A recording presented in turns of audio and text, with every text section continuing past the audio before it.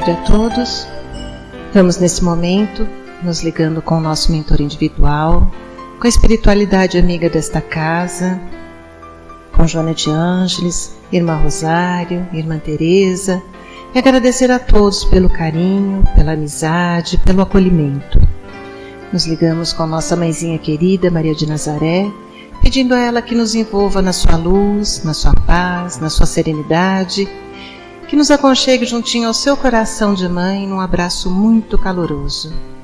De mãos dadas a Maria, chegamos à presença do nosso Mestre amado Jesus e a Ele pedimos que derrame a sua luz sobre nós, que nos auxilie no entendimento e na aplicação dos seus ensinamentos em todos os momentos da nossa existência. De mãos dadas a Maria e a Jesus, chegamos à presença do nosso Pai Criador. A Ele agradecemos pelo que somos, pelo que temos, pela oportunidade bendita de estarmos aqui reunidos.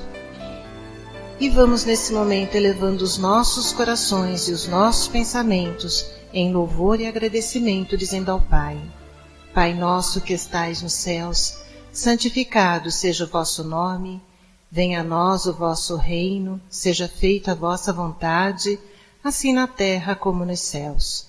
O pão nosso de cada dia nos dai hoje, perdoai as nossas ofensas, assim como perdoamos aqueles que nos têm ofendido. E não nos deixeis cair em tentações, mas livrai-nos de todos os males, pois vossos são o reino, o poder e a glória para todo sempre.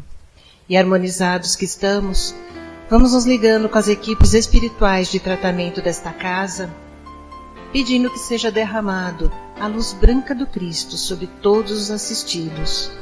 Essa luz vai serenando, acalmando e tratando a cada um de nós. Pedimos às equipes de P2 que projetem a luz azul sobre todos nós. Essa luz vai percorrendo o sistema nervoso central, tratando cada um dos centros de força, trazendo todos eles no equilíbrio. Pedimos às equipes de CH que projetem a luz rosa no coração de cada um dos assistidos. Essa luz vai serenando, acalmando esse cardíaco, fortalecendo a fé e a confiança em cada um de nós. Nos ligamos com as equipes de P3B e pedimos a projeção da luz branca do Cristo, de um azul muito intenso que envolverá o coração e a mente de cada assistido. Pedimos também que sejam feitos todos os cortes de ligação que se fizerem necessários, que essas energias sejam levadas para o astral para o tratamento mais adequado. E vamos projetando um azul muito intenso em todo o sistema nervoso central e periférico, neurovegetativo, um rosa claro no cardíaco para aumentar a força, a confiança, a fé, um amarelo claro no frontal para ter pensamentos positivos, maior ligação com o mentor individual e força de vontade. E pedimos uma cúpula rosa clara vibrante da cabeça aos pés, envolvendo todos os assistidos de P3B. Aos assistidos de saúde, pedimos a projeção das cores do arco-íris, fazendo como uma cúpula protetora, envolvendo cada um desses assistidos pelo tempo que se fizer necessário. Que assim seja, Senhor. Graças a Deus. Convidamos a todos para que assistam neste momento a palestra que será colocada no ar. Que assim seja. E vamos envolvendo com muito amor, com muito carinho, o nosso querido irmão Ailton. Que ele seja envolvido pela luz do nosso Mestre Jesus, para nos trazer a mensagem desta tarde. Que assim seja.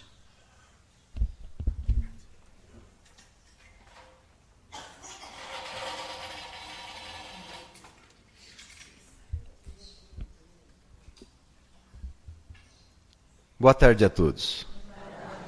Que a luz de Jesus possa nos envolver nessa tarde, num tema, como sempre, desafiador, como todos os outros, requer que a gente estude muito e que as minhas palavras possam reverberar no coração e na mente e no espírito de cada um, na alma de cada um, para que a gente saia daqui melhor. melhor do que quando chegamos. Nós já ouvimos inúmeras vezes aqui nas palestras, nessa casa espírita ou em outras, que nós estamos num plano de provas e expiações.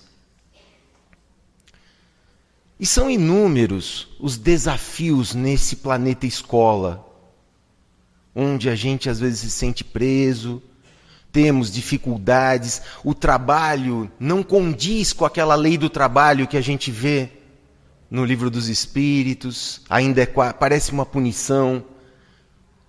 As questões de saúde, quantos, enfrentando barreiras de saúde, desemprego, preocupações de toda ordem. Um planeta bastante desafiador, não? De vivermos. E um dos maiores desafios, uma das maiores dores, um dos maiores sofrimentos, estão ligados à perda de entes amados. E a princípio, uma dor, um sofrimento que não escolhe classe social. Seja o pobre, seja o rico, todas as pessoas de alguma sorte passaram por isso. Quem aqui já perdeu algum ente querido? Na verdade, a gente tem a fala um pouco equivocada, porque a gente fala que perdeu, A gente só perde aquilo que a gente tem, aquilo que a gente é dono, Na verdade, nós perdemos o contato físico, material com esse ser querido. E é um desafio enorme, não é? Acreditem que para mim também, que também já perdi pessoas importantes desse contato próximo. Mas por que será que mesmo a gente vivendo nesse mundo com tantos desafios, com tanto sofrimento, a gente ainda tem tanta dificuldade de falar da morte? A morte, segundo a doutrina espírita, na prática não existe, porque ela é uma transformação apenas, mas é um tabu muito grande ainda nosso, não é? Esses dias eu terminei de ler um livro que não é espírita, A Morte é um Dia que Vale a Pena Viver. Um livro muito interessante de uma médica que analisa, sem o caráter religioso, as questões dos cuidados com a morte. Um livro espetacular. Aqui eu não quero fazer nenhuma apologia para que alguém abrevie o seu momento aqui na Terra, tá? Fiquem tranquilos. Tudo tem o seu momento certo. Aliás, estamos vivendo um setembro amarelo, não é? Que é relativo ao suicídio.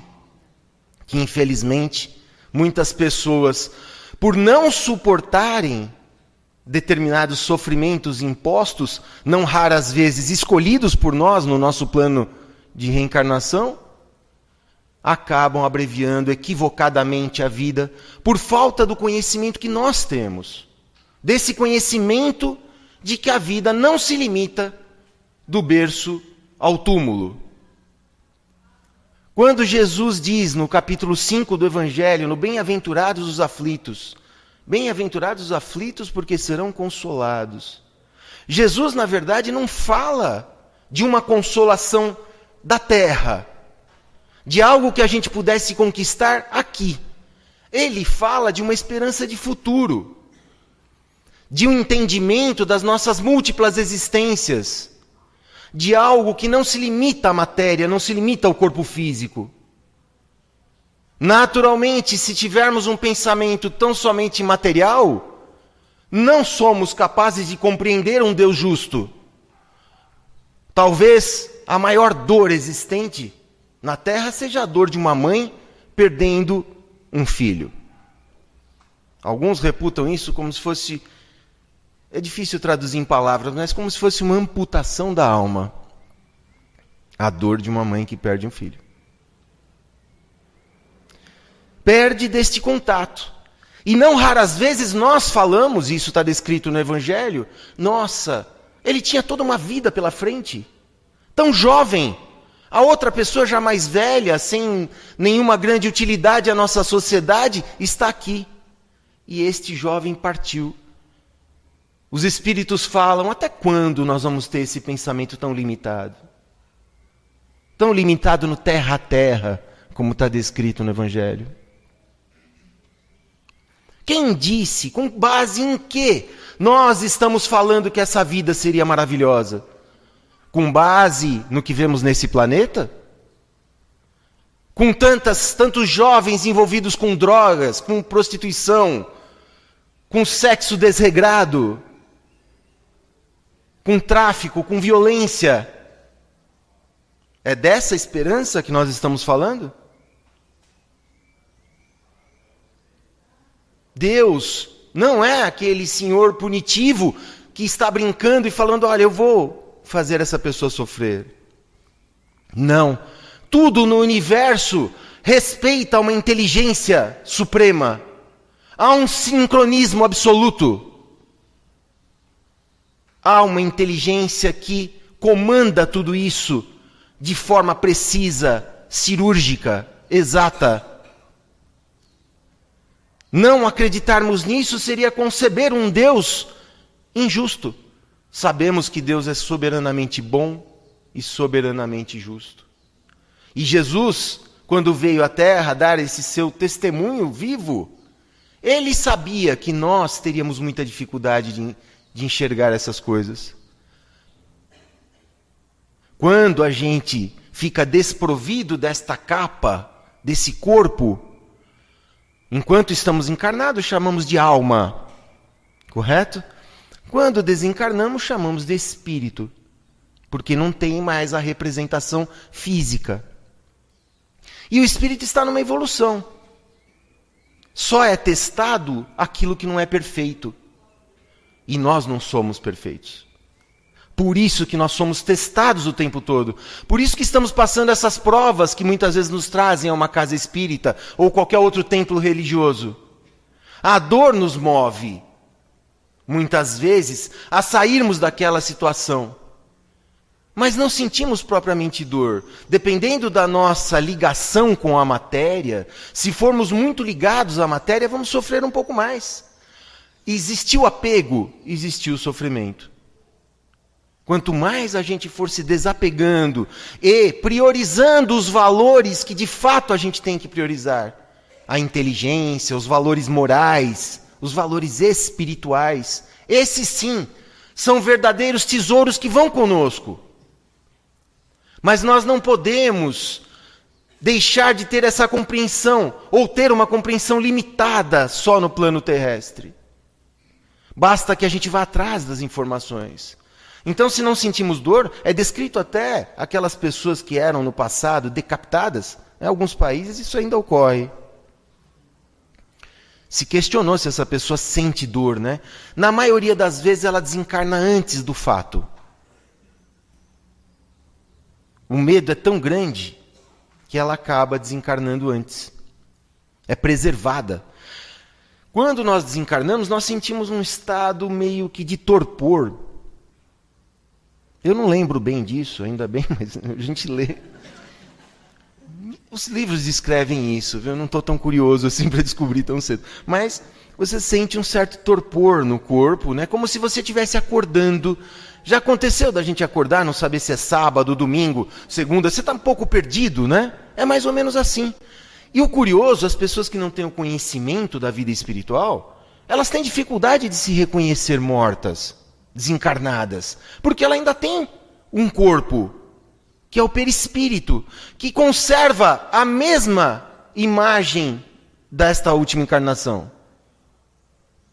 Então ele tem dificuldade, ele vê as pessoas não o ouvem. Quem assistiu aquele filme Ghost, né, descreve bem esse fato, né? Ele tentava... Aí entra a figura dos médiuns, né, daquela médium espetacular, extremamente preparada, né? Não. Só que não, mas foi melhorando, né? Então, é um filme que traz várias coisas curiosas para que a gente reflita como funciona isso, esse mecanismo. O nosso grau de lucidez ao desencarnar vai depender do nosso grau evolutivo. Vai depender da nossa compreensão sobre tudo o que está acontecendo.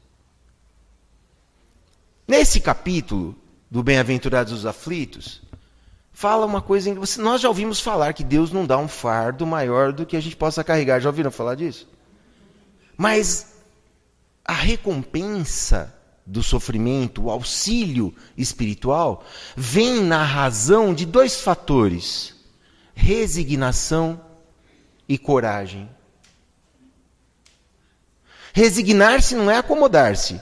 Resignar-se é tentar compreender para quê e não por quê aquilo está acontecendo com a gente. O que eu tenho que aprender com essa situação que se apresenta para mim?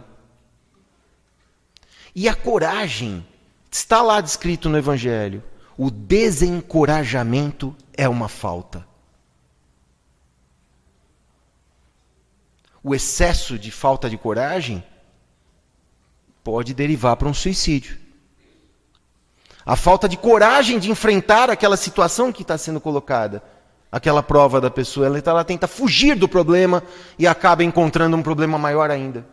Porque o desencarne na situação de um suicídio é muito delicado, segundo a espiritualidade nos descreve. Porque você tem toda uma carga de fluido vital que previa-se um determinado número de anos de vida, e aquela ruptura brusca vai fazer com que esse espírito permaneça atado ao corpo, não raras vezes até acompanhando sua própria decomposição. E sofrendo repetidas vezes aquela sensação que provocou sua morte. Então, mas quem se suicida deu sinais, né? Ao longo do tempo, de que estava precisando de ajuda. Então vamos ficar atentos com essa juventude que está aí. Né? Vamos tentar dialogar um pouco mais, sairmos um pouco do WhatsApp, do computador, da televisão, conversarmos mais entre nós, percebermos esses sinais, também é um fator de caridade. Estamos numa sociedade que enfrenta todo esse cabedal de dificuldades, que se nós não estivermos atentos, nós podemos não perceber esses sinais que essa pessoa está gritando ajuda. Tragam para um centro. Eu sempre digo, a gente já passou em inúmeras entrevistas, né? Aqui fraternas no centro, não passa? Para ter um tratamento, um passe. É como se você fosse ao banco pedir um empréstimo. O gerente do banco, quando você pega um empréstimo, ele vai cobrar juros do que você pegou? Ah, vai. Bastante, né? Ninguém vai te dar aquele dinheiro emprestado de graça. Os juros aqui numa casa espírita é a caridade. O amor, a extensão do benefício que você recebeu a outras pessoas. É assim que você paga juros. Traga alguém para a palestra, alguém que está precisando ouvir uma palavra. Às vezes uma palavra que a família não foi capaz de dizer, a gente aqui intuído pelos espíritos, que a maior prova é essa. Quando a gente está aqui se preparando, ou durante a semana toda, quando esse tema vem reverberando na nossa cabeça, a gente sente a aproximação desses espíritos. Então não é propriamente o Ailton falando, né? Às vezes a gente tem o apoio. O Ailton precisa ouvir. Mais do que todos vocês. Com certeza. Mas essa compreensão é tão limitada nossa. O Livro dos Espíritos, eu citei aqui numa palestra anterior, aqui no Joana mesmo. O Livro dos Espíritos traz 2 exemplos interessantíssimos. Imagine que você estivesse num presídio, cumprindo uma pena, com um amigo muito querido, ou um familiar, os 2 cumprindo uma pena. Mas um deles recebeu a autorização para sair. Ficou livre daquela pena. Antes de você. Seria justo que nós quiséssemos que ele... Olha, eu quero fazer um pedido, faz ele voltar para cá ficar comigo. Seria justo, seria caridoso da nossa parte pedirmos para aquela pessoa que ganhou a liberdade voltasse a ficar presa. É exatamente isso que acontece num processo de desencarne. Aquela pessoa se libertou desse corpo, num corpo finito, de um corpo muitas vezes doente, que não tem mais como responder. Quando o espírito se liberta, é um alívio enorme. O outro exemplo dado também no Livro dos Espíritos é uma pessoa doente que percebe que existe a cura, por exemplo, no Japão. Aí ela tem que viajar para o Japão e vai ficar um período longe de nós. Vai manter correspondência conosco, mas não vai estar fisicamente próxima. Mas vai ganhar uma qualidade de vida muito melhor. Vai ganhar saúde, vai ganhar a cura. Não seria egoísmo da nossa parte querer que ela ficasse aqui conosco? Esse é o outro exemplo. Quando uma pessoa amada, querida, parte para outro plano, nós temos que desejar, agradecer o tempo que convivemos com essa pessoa e desejar que ela siga feliz, porque para ela é um momento de felicidade, de liberdade. Não é um momento de felicidade, óbvio, estar longe dos parentes, estar longe... E aí é que entra a questão do apego, né? Será que ela está triste por ter deixado um saldo bancário, um investimento, um carro, uma casa? Não vai levar nada disso. Então, aquela mãe que não aceita isso, ou aquele marido que não aceita aquela pessoa que partiu, este apego promove para a pessoa que partiu um grau de sofrimento, porque ela tem uma ligação conosco. Minha mãe, que muitos conhecem, quando perdeu o filho, meu irmão, foi uma situação muito difícil, sem dúvida nenhuma. E ela teve muita dificuldade, mesmo com todo o conhecimento espírita. E eu dizia para ela, terá que aprender a se relacionar com ele de uma forma diferente, através das sensações, através da ligação do amor, do coração com essa pessoa. Mas nós queremos o toque, esse é o ponto. Queremos o apego. E quando minha mãe partiu, eu tive que pensar isso. E aí eu estava sendo cobrado de fazer o que eu disse para ela fazer.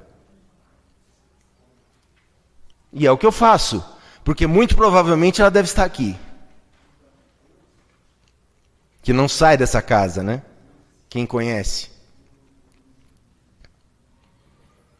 A emoção que nós sentimos quando a gente perde alguém é legítima, é natural. Vamos chorar? Sim. Nós vamos chorar aquela separação temporária, sem sombra de dúvida. Devemos manifestar essa sensação. Poucas pessoas têm a evolução espiritual do meu pai, por exemplo, né? Que fez a prece junto ao próprio filho. E fez questão disso. Certamente estamos longe disso, ainda. Mas estamos caminhando, porque não somos perfeitos, mas somos perfectíveis. Sabe qual o problema do choro?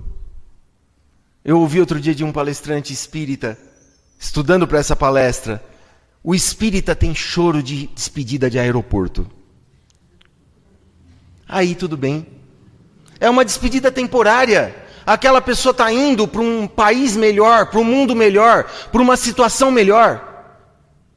Você gostaria que ela estivesse aqui, mas ela está indo para algo que você também, por conhecimento, sabe que é melhor. Então, não podemos ter o choro do desespero, que é o choro da desesperança. E só não tem esperança quem não tem futuro. E só não tem futuro quem se limita do berço ao túmulo. Então o mecanismo é tão perfeito que nós não precisamos desejar partir antes, nós precisamos ter a compreensão, nos comunicar mentalmente, ou como se vocês acham que os espíritos evoluídos se comunicam? através do nosso falatório todo? Não. Mentalmente, o pensamento já é o suficiente para eles. Mas nós ainda estamos um tanto atrasados, não é? A gente não quer partir. Eu me lembro daquela historinha antiga de 2 amigos que jogavam futebol, que adoravam jogar futebol e eles tinham um compromisso entre eles. Quem morresse primeiro, revelasse se no plano espiritual existia futebol. E um deles morreu, e durante o sonho, que eu não sei se vocês sabem, mas o sonho é um treino para a morte. Não queria assustar vocês, mas é. Essa noite vai ter insônia bastante. Mas aí durante a noite ele veio e falou: cara, eu prometi, eu tô aqui. E aí, tem futebol no plano espiritual? Tem. Caramba, e você está escalado para a lateral esquerda semana que vem. Essa segunda notícia ele não precisava, né, essa vez. Então, nós ainda temos muita dificuldade de sentir isso, né? De nos desprender. Então, isso é importante, exercitarmos. E como eu dizia, já experimentaram a pessoa que não dorme, ela enlouquece. Porque o espírito encarnado, ele precisa sair. Mesmo ligado ao corpo, é lógico, ele vai e volta. Mas, por isso que eu digo, é por isso que as pessoas mais velhas dormem bastante, né?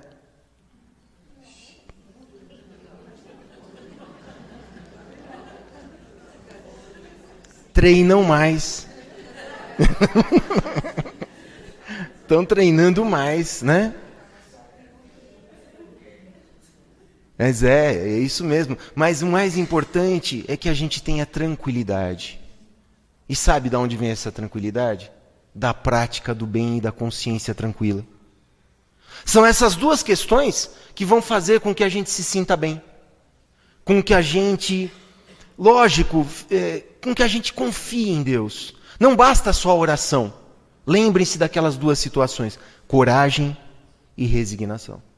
Muitas vezes a gente não tem vontade de falar para o mundo que eu quero descer. Não quero enfrentar essa... Lembra a gente quando era pequenininho, que a mãe falava, você vai para a escola, e começava aquela birra, né? Aquele choro. Tem criança que faz até febre numa hora dessa, né? Fica febril, porque não quer fugir da prova. Quer fugir. E nós passamos a vida assim, infantis, querendo fugir do problema que a gente tem. Não foge do problema, fala, eu vou resolver o problema. Eu tenho coragem, eu aceito que eu estou sendo testado. Aí a espiritualidade toda vem atrás. Seu mentor espiritual, as equipes espirituais. Eles percebem que você está fazendo sua parte, que você não se acovardou frente àquela situação. Então a ajuda vem. E aí vale tudo. Vale tudo. Vale água fluida, vale benzer, vale... o passe. Mas tem aquela pessoa que nem vira a casa espírita, não tem aquele que fala assim, olha, faz o seguinte, põe meu nome lá, né? Põe meu nome lá, vibra para mim lá. Olha, faz por mim lá. Olha, resolve o problema por mim lá. Não existe.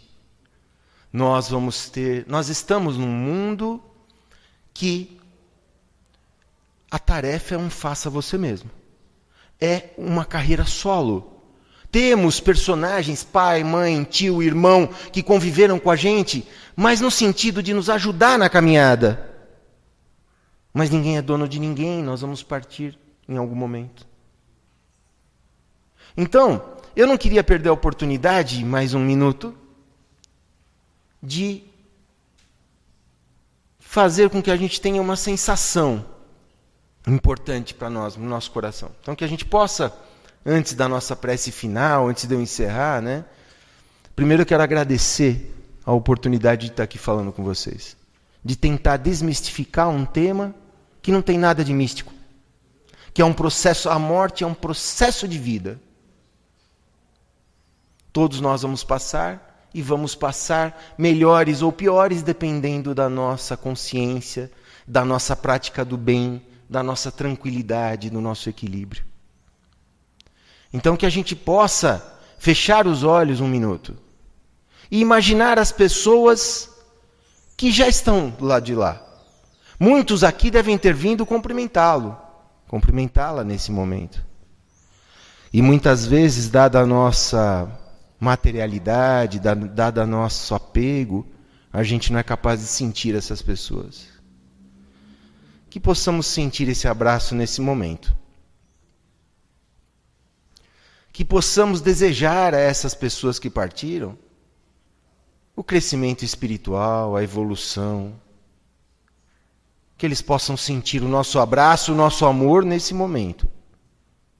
Que eles possam discorrer em nossa mente como seres amigos ligados à nossa enorme, gigantesca família espiritual. Que a gente possa sentir, tocar, beijar e seguirmos tranquilos agora na missão que ainda nos cabe. Que Jesus nos abençoe a todos. Muito obrigado.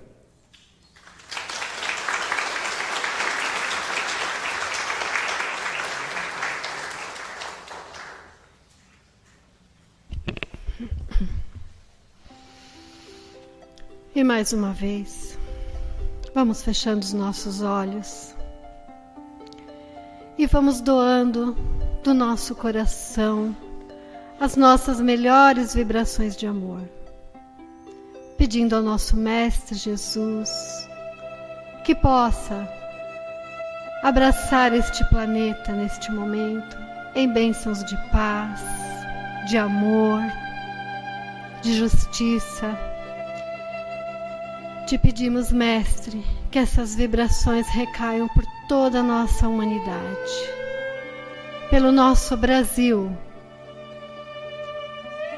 Te pedimos que possa ir até os nossos lares e todos que lá se encontram, nossos familiares, possam receber tudo o que recebemos aqui nesta tarde. Pedimos licença para vibrarmos por nós mesmos, que possamos sair daqui fortalecidos, agradecidos por tudo que ouvimos, por tudo que recebemos, por todo esse aprendizado, e que possamos aplicar durante esta semana com muita coragem, com muita resignação, tudo aquilo que aprendemos através de nossos pensamentos, de nossas palavras e principalmente de nossas ações. Te entregamos, Mestre, uma vibração muito especial ao anonimato, ao irmão mais necessitado deste planeta. E agradecemos com a prece: Pai nosso que estais nos céus, santificado seja o vosso nome. Venha a nós o vosso reino, seja feita a vossa vontade, assim na terra como nos céus. O pão nosso de cada dia nos dai hoje. Perdoai as nossas ofensas, assim como nós perdoamos a quem nos tem ofendido. E não nos deixeis cair em tentações, mas livrai-nos de todo mal. Que assim seja. Graças a Deus.